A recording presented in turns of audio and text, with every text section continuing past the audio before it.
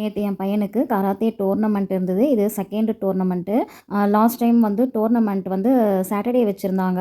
நாங்க சண்டே நெனச்சுட்டு சாட்டர்டே போகாம விட்டுட்டோம். என் பையன் ரொம்ப அழுதுட்டே இருந்தான். இப்ப தான் 2nd டோர்னமெண்ட் வந்திருக்கு. அதனால இந்த டோர்னமெண்ட்ல எப்படியாவது நான் பார்ட்டிசிபேட் பண்ணணும்னு என் பையன் ரொம்ப ஆர்வமா இருந்தான். 6 வயசுலேருந்து 9 வயசு வரைக்கும் 8:30க்கு வச்சிருந்தாங்க. அதனால வீட்ல இருந்தே ஒரு 8:00 கிளம்பி போயிட்டாங்க.